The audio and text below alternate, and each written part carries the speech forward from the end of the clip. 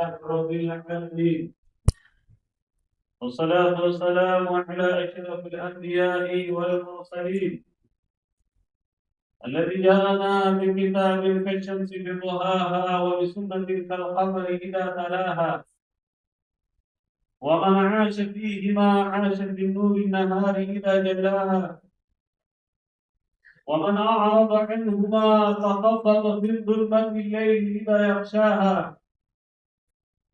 صلى الله عليه وعلى آله وأصحابه الغر الميامين، ومن تبعهم بإحسان إلى قيام الساعة. يا أيها الذين آمنوا اتقوا الله وقولوا قولا سديدا يصلح لكم أعمالكم ويغفر لكم ذنوبكم، ومن يطع الله ورسوله فقد فاز فوزا عظيما. يا أيها الذين آمنوا اتقوا الله ولتنظر نفس ما قدمت لغد واتقوا الله إن الله خبير بما تعملون. أيها المسلمون عباد الله، أوصي نفسي وإياكم بتقوى الله، فإنه لا فوز ولا نجاة إلا للذين اتصفوا بصفة التقوى. Zangu katika imani, baada ya kumshukuru Allah na kumtakia rehema Mtume sallallahu alaihi wasallam, na kuhusieni kadhalika nihusia nafsi yangu katika kumcha Allah. والتقوى كلمة معروفة، وهو أن يراك الله حيث أمرك وأن لا يراك حيث نهاك. Neno maarufu cha Mungu, lakini kwa tafsiri nyepesi sana ni auone Allah pale alipokuamrisha wala asikuone pale alipokataza. Uzao katika imani, leo insha Allah taala kichwa cha habari cha khutba yetu leo kinasema al-ma'siyatu wa kayfa nubaidu anfusana anha. Maasiya na namna gani tutazifanya nafsi zetu sio mbali na maasi kumwasi Allah subhanahu wa ta'ala. أن الإسلام قسم المعصية إلى قسمين. وإسلام ومجران معصية مضامن كتير يومين. هناك معصية كبيرة ومعصية صغيرة. يكون معصية غير مقبولة، نحن معصية غير مقبولة. الله سبحانه وتعالى يقول Allah mtukufu akielezea kwamba kuna maasi ya madogo, anaelezea wacha Mungu walladhina yajtanibuna kabaira min al-ithmi wal-fawahisha illa al-lama. Allah anaeleza kwamba wacha Mungu wa sawasawa ni wale ambao wanajiepusha na madhambi makubwa na mambo mabaya isipokuwa yale madogo. Hadhihi ishara تدل على أن هناك معصية صغيرة. Aya hii inaeleza kwamba kuna maasi ambayo ni madogo. وكذلك رسولنا صلى الله عليه وسلم أخبرنا عن المعصية الكبيرة، فقال في حديثه اجتنبوا 7 موبقات، jiepusheni na mambo saba yenye kuangamiza. Faqalu wama hunna ya Rasulullah, wakasema ni yapi hayo Mwenyezi Mungu? Akasema ashirku billah wasihru wa qatlu nafsi allati harrama Allah illa bilhaq وتولي يوم الزحف وقذف المحصنات المؤمنات الغافلات. Akasema katika madhambi makubwa mambo yenye kuangamiza yatakikana kujiepusha nayo. Kwanza shirki ni kumshirikisha Allah subhanahu wa ta'ala, uchawi, kuwasingizia wanawake wenye hifadhi kwamba wamesili, kukimbia wakati wa vita. Haya ni katika madhambi makubwa, na hii ni dalili ya wazi kwamba yako madhambi makubwa, yako maasi makubwa na yako maasi madogo. Hunaka man yaqulu au hunaka man yaquluna ala annahu laysa hunaka kabiratan wala saghira. Wakati wa Uislamu wanasema kwamba hakuna dhambi ndogo wala dhambi kubwa. Hadha khatarun wadih, hili ni kosa la wazi. Yako madhambi makubwa na yako madhambi madogo madogo. Madhambi madogo madogo haya تغفيرها تقوم بالأعمال الصالحة من الصلاة وما كذلك. namna ya kuondoa haya madhambi madogo madogo ni kufanya kheri, automatically ndio inafutika. Ukichukua nguvu, madhambi madogo yanaondoka, lakini madhambi makubwa hawezi kufutika isipokuwa kwa toba, kumtulia Allah subhanahu wa ta'ala. Uzama katika imani, katika aqida sahiha, aqida al-sunna wal jamaa,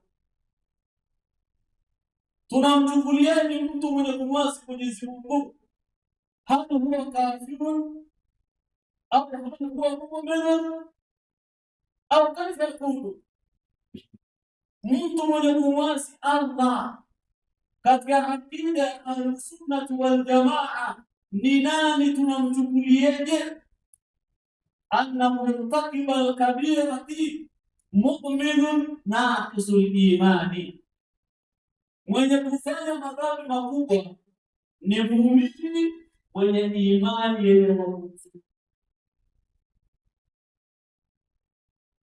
Mtu kafanya dhambi kubwa, je, ni muumini au katoka katika Uislamu? Huwa makhala musliman mu'minan la naqisul iman au mu'minun biimanihi fasiqun bikabiratihi. Aqida sahihi ni muumini lakini ni muovu kwa lile tendo alilofanya. Siku moja rajulu bi'idda fi ahdi Rasul sallallahu alayhi wasallam, kipindi cha Mtume sallallahu alayhi wasallam, jamaa moja alikunywa pombe, watu wakakusanyika kwa pamoja kumpiga, wengine wanampiga pamoja na viatu. Mtume sallallahu alayhi wasallam akasema, la tu'inu shaytana ala akhikum, msimsaidie shetani dhidi ya kumwangamiza ndugu. Sheikh Uthaymeen rahimahullah anasema anna al-asi bimanzilati al-marithi, mtu mwenye kumwasi Mwenyezi Mungu ni kama vile mgonjwa, yahitaji muakhadha, anahitaji matibabu. Lakini Uislamu basi unatutahadharisha na sisi kufanya maasi na madhambi, lakini maumbile ya kibinadamu, maana ni ngumu asilimia mia kujiepusha katika kufanya halali. Mtume sallallahu alaihi wasallam akasema, la tudriku la rahma Allah bikum wa jaa biqawmin yudhnibuna fayastaghfiruna fayaghfiru Allahu lahum. La kama nyinyi mtakuwa hamtendi madhambi au kuondoeni aleta watu wengine ambao wanatenda madhambi, kisha tutamtaka msamaha Mwenyezi Mungu na Allah atawasamehe. Lakini pamoja na hivyo, yambaghi lilmuslimi an yujanniba nafsahu anil maasiya, yatakikana Muislamu ajitahidi kwa kudi na uvumba kuweka nafsi yake mbali na maasi. Kama hunaka rajulun salihun wa nakabidhuhu min atibai alqulub, kulikuwa na mwema katika wengi waliotangulia mtu mwema sana, tunamzingatia kwamba ni tabibu wa kutibu nyoyo. Yuko na biabi Ishaq, kunia yake Abu Ishaq, wapo ni Ibrahimu bin Adham, lakini jina lake ni Ibrahimu bin Adham. Jana faqala lahu, mtu mmoja alikuja kwake akamwambia, inni musrifun ala nafsi fa'alam alayya ma yakunu sakran laha, mimi nafanya sana madhambi na maasi sana Mwenyezi Mungu, hebu nipe mambo ambayo itakuwa ni tiba ya kutibu moyo wangu nisimwasi Mwenyezi Mungu. Ibrahimu bin Adham akamwambia, in qadarta ala khamsi khisal lan takuna min al-kufat, ikiwa utaweza mambo matano hauwezi kumwasi Mwenyezi Mungu. Yule bwana akasema, hati ma indaka ya Ibrahim, lete haya mambo. Akasema, jambo la kwanza akamwambia, idha aradta an ta'si Allah fala ta'kul min rizqihi, ukitaka kumwasi Mwenyezi Mungu kama usile riziki yake. Fata'ajjaba rajulu mutasailan, kaifa takunu dhalika ya Ibrahim wa arsaltu kulluha lillah. Yule bwana akashangaa sana akijiuliza, vipi unasema hivyo Ibrahim, hata kwa riziki yote ambayo sisi tunakula ni ya Mwenyezi Mungu? Faqala in kunta ta'lamu dhalika, ikiwa wewe unalijua hilo, fahal yajidu bika an ta'si Allah wa ta'kul min rizqihi, ikiwa wewe unalijua hilo, inakuwezekania vipi ukaa na riziki ya Mwenyezi Mungu ukapata nguvu tena za kumwasi Allah?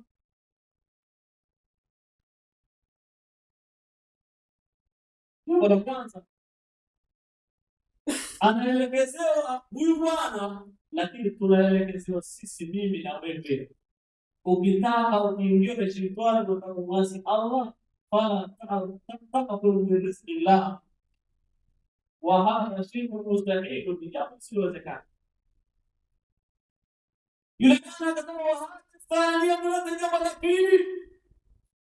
Akasema, idha aradta an ta'si Allah fala taskunu bilaytahu,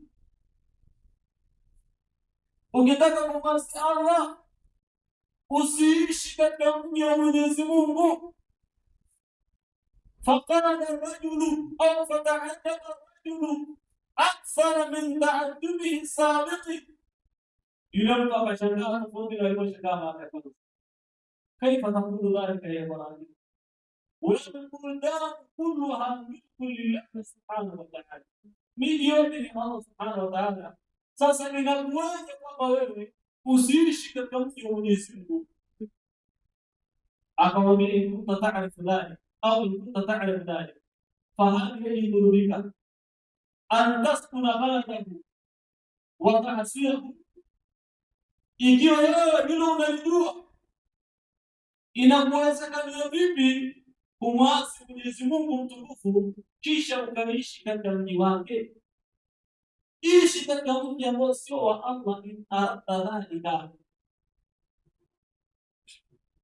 aqulu qawli hadha wa astaghfirullah li wa lakum.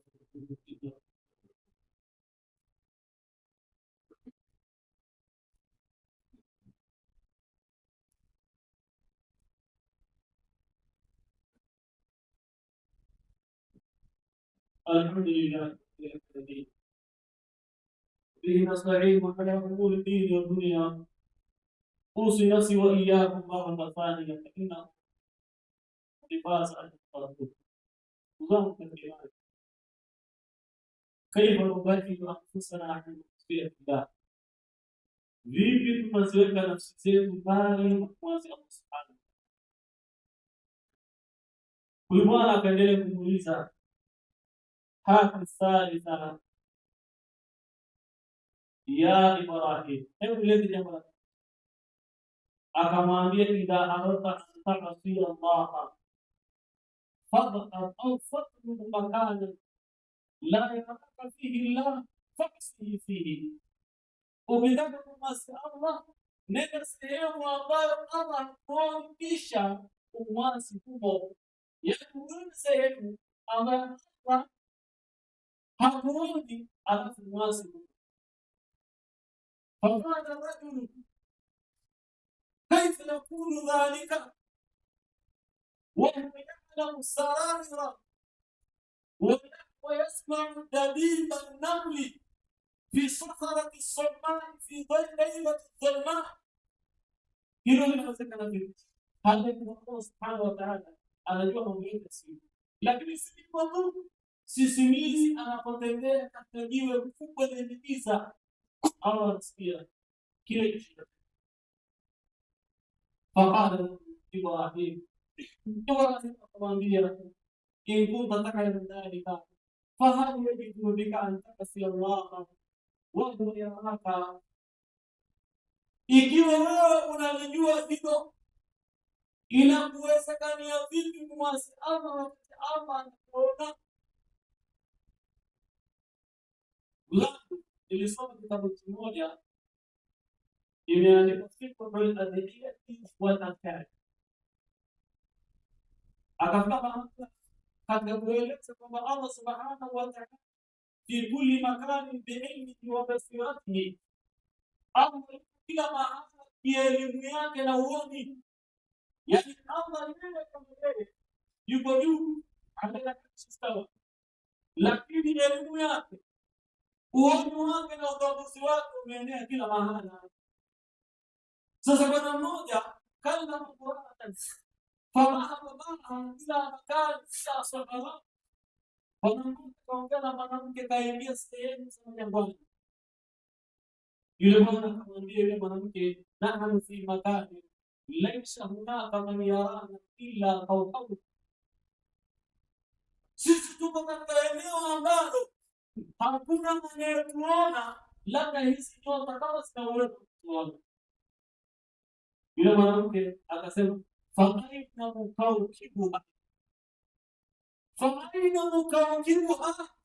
yuko wapi yule ambaye amezitengeneza na kuziumba hizi nyota? Maanake ukisema kwamba hakuna anayetuona ni uongo, maana aliyeziumba hizo nyota tutuona.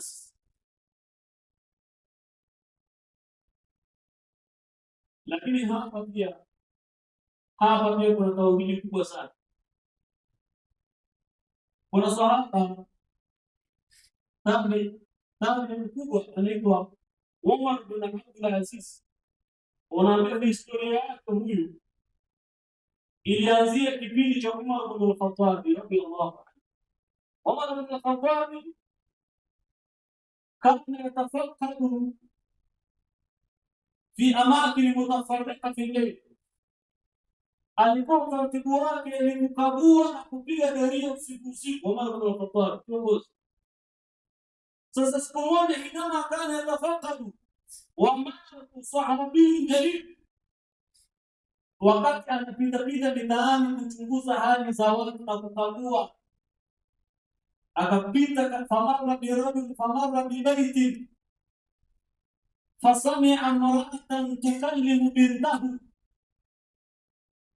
wakati anapita katika hiyo nyumba akamsikia mama mmoja anamwongelesha binti wake. Yule mama anamwambia mtoto wake, changanya maziwa na maji.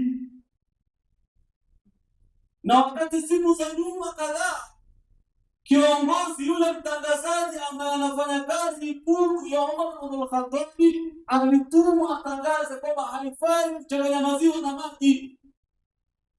Yule binti akasema, ama sami'ti munadi Umar yanhana an dhalika, hivi wewe mama unaniambia mimi nichanganye maziwa na maji, hamkusikia kwamba yule mtangazaji kutoka Ikulu alitangaza hili katumwa? Yule mama anasema idha kana amiru mu'minin alipofanya kwa laysa maana, ikiwa amiri hayuko na sisi katangaza hilo, lakini hapa hayuko. Yule mtoto anasema idha kana amiru laysa maana fallahu maana, ikiwa amiri hayuko na sisi lakini Mwenyezi Mungu yuko na sisi.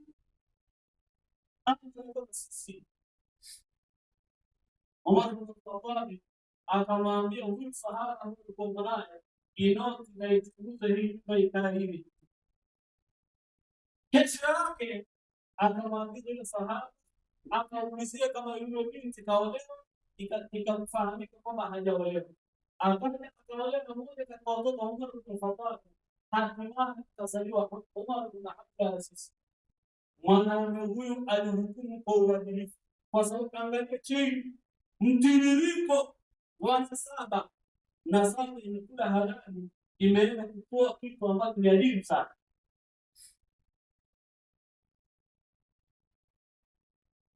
Ndio watu wanasema kana hunaka rajulun jaiun, kulikuwa na mtu ana njaa, akafika katika sehemu moja. Alipofika katika hiyo sehemu, akaingia katika nyumba ile, mtu alipopiga hodi, yule baba mwenye nyumba akamkaribisha vizuri na akampa chakula. Mke wake akazuia kile chakula kisiliwe,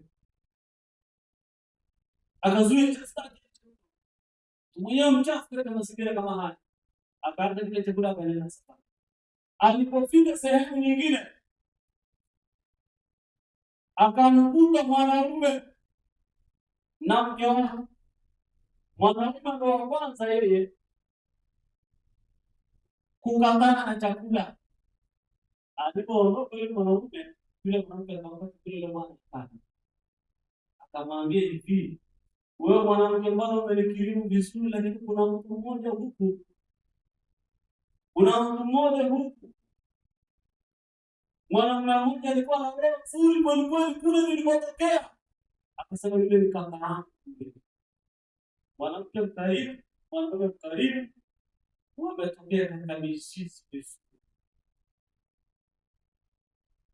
Nirudi katika pointi yetu ya msingi kwamba Allah anakuona, idha aradta an ta'si Allah fadhhab fi makani la yaraka fihi Allah faqsidi fihi. Jamani, kaendelea kusema neno lingine la nne, hati indaka ya Ibrahim. Akasema idha aradta an ta'si Allah idha jaa ilayka malakul maut liya'khudha ruhaka faqul lahu akhirni ila ajalin ma'dud. Akija malaika mtawala ila siku mwambie hivi, chelewa kidogo mpaka siku kadhaa ndio uchukue roho yangu. إلى ما نسأل كيف يكون ذلك وقد قال الله تعالى في قرآنه إذا جاء أجلهم لا يستأخرون ساعة ولا يستقدمون. muda uondoke ukifika, hakuna kuchelewesha wala kuwaishwa. Faqala ar-rajulu hadhihi al-khamisa ibnati wa tano, akasema idha jaa ilayka sabania وهم ملائكة جهنم ليأخذوك إلى الجهنم فلا تذهب معهم. فما كاد أن يستمع هذه الخامسة إلا قال الرجل باكيا كفى يا إبراهيم. ملك الموت ملائكة kupeleka jahannam ambaye sabari wakija kuchukua uende nao wema usiende nao. Akasema sasa inawezekana vipi? Yule bwana baada ya kusikia ile tano akalia kweli kweli, akisema inatosha. Akawa ni sababu yeye subhanahu wa ta'ala. Ndugu zangu katika imani, kupitia haya mambo tuliyoyataja, kila mmoja achukue na kuyafanyia kazi ili aweze kujiepusha na kumwasi Allah subhanahu wa ta'ala. Inna Allaha wa malaikatahu yusalluna 'alan nabiy ya ayyuhalladhina amanu sallu 'alayhi wa sallimu taslima. Allahumma barik 'ala khulafa'ir rashidin منهم أبو بكر وعثمان وسائر الصحابة. ربنا تقبل منا إنك أنت السميع العليم وعلينا إنك أنت التواب الرحيم. اللهم سقنا من الذل، اللهم اعز الإسلام والمسلمين ودمر أعداءك أعداء الدين في كل مكان في مشارق الأرض ومغاربها. آمين.